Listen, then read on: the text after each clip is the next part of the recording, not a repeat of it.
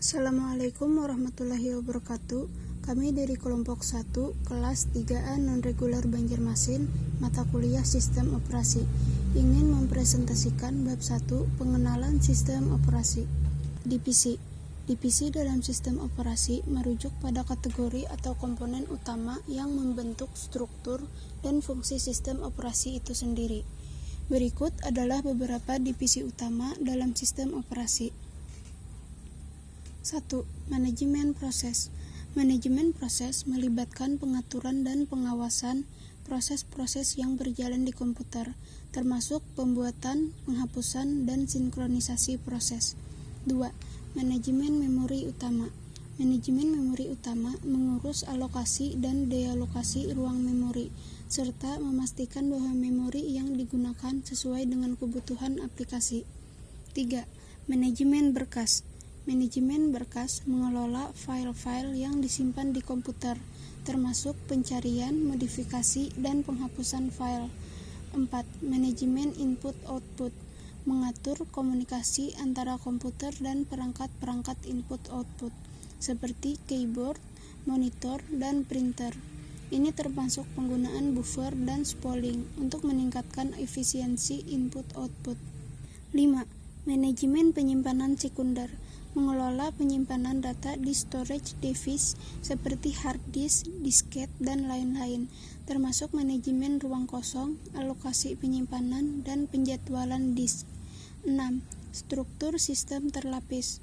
Struktur sistem terlapis merupakan metode pengembangan sistem operasi yang membagi fungsionalitas menjadi lapisan-lapisan yang berbeda, masing-masing dengan tanggung jawab yang spesifik, mulai dari lapisan perangkat keras hingga lapisan antarmuka pengguna. 7. Sistem proteksi. Sistem proteksi fungsionalitas yang berguna untuk melindungi sistem komputer dari gangguan eksternal maupun internal, seperti virus dan malware, serta memastikan hak-hak akses pengguna yang sah.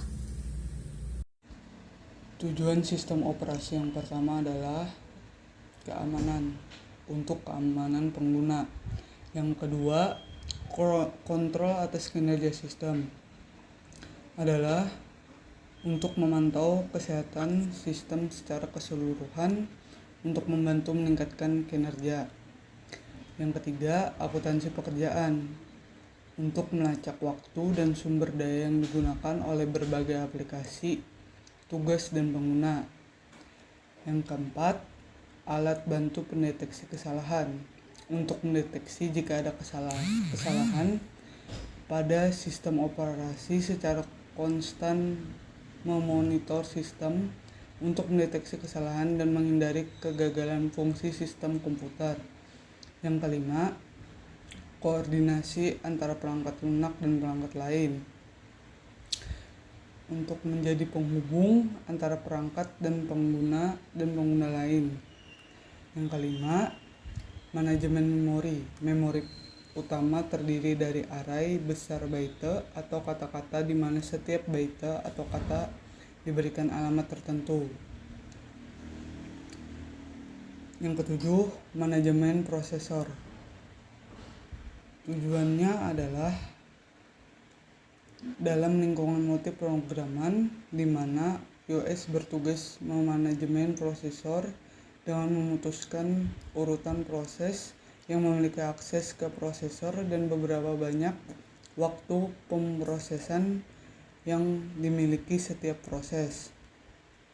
Yang kedelapan, manajemen perangkat. Untuk memanajemen perangkat, iOS mengelola komunikasi perangkat melalui driver masing-masing. Sasaran sistem operasi. Sistem operasi mempunyai 3 sasaran utama, yaitu kenyamanan, membuat penggunaan komputer menjadi lebih nyaman, efisien, penggunaan sumber daya sistem komputer secara efisien, serta mampu berevolusi.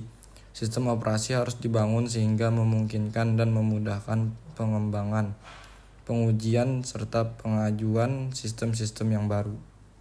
Sistem operasi telah mengalami perkembangan signifikan sejak awal komunikasi elektronika. Berikut adalah ringkasan sejarah sistem operasi dari berbagai sumber. 1. Era awal dari 1945 sampai 1955. Komputasi mekanik. Pada awalnya komputer menggunakan sistem operasi sederhana. Proses pengoperasian melakukan pengaturan fisik dan pemrograman langsung pada level perangkat keras. 2. Sistem batch pada tahun 1955 sampai 1965. Batch processing. Pada periode ini penggunaan sistem batch menjadi populer. Tugas-tugas diproses secara berkelompok dan dijalankan secara otomatis. Contoh sistem operasi pada era ini termasuk Fortran, Monitor System, dan IBM-S atau yang bisa disingkat IBS-YS. 3. Sistem time sharing pada tahun 1965 sampai 1970-an.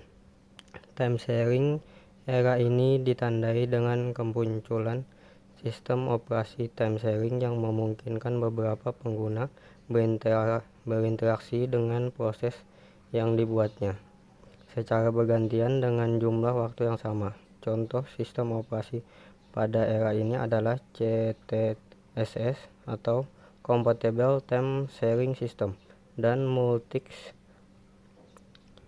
atau yang biasa disebut Multiplex Information and Computing Service. 4. Sistem operasi berbasis disk pada tahun 1970-an. Teknologi penyimpanan disk semakin terjangkau dan dapat diakses. Sistem operasi berbasis disk seperti Unix, DOS, atau Disk Operating System, dan CP atau M. Control Program for Microcomputers mulai muncul. Mereka menggunakan pengguna penyimpan dan mengakses data secara efisien serta menjalankan program lebih kompleks. 5. Sistem operasi grafis dan jaringan pada tahun 1980-an. Personal komputer. Dengan munculnya personal komputer atau PC, sistem operasi menjadi lebih interaktif dan visual. Sistem operasi seperti Macintosh System Software, Microsoft Windows, dan Linux menyediakan antarmuka grafis yang ramah pengguna dan mendukung jaringan komputer, membawa komputasi ke level baru dalam hal konektivitas dan produktivitas. 6. Sistem operasi modern. Dari tahun 2000-an hingga sekarang, Internet Integration. Pada era modern, sistem operasi telah terintegrasi dengan internet. Sistem operasi seperti Windows 10, macOS, dan berbagai distribusi Linux telah mengintegrasikan web browser, cloud computing, dan layanan daring ke dalam lingkungan komputasi mereka. Ini memungkinkan akses instan ke informasi, komunikasi global, dan kolaborasi online. Layanan sistem operasi. Layanan sistem operasi dirancang untuk mempermudah pemrograman dengan memainkan peran penting dalam pengembangan perangkat lunak, serta menyediakan berbagai layanan yang membuat pemrograman lebih efisien. Berikut adalah layanan-layanan utama yang disediakan oleh sistem operasi. 1. Eksekusi program. Eksekusi program merupakan fungsi utama sistem operasi yang mencakup loading atau linking, proses penjadwalan, dan manajemen proses. 2. Operasi input-output. Operasi input-output memfasilitasi interaksi dengan perangkat keras melalui antarmuka abstraksi, buffering atau spooling, dan pengaturan antrian. 3. Manipulasi sistem berkas.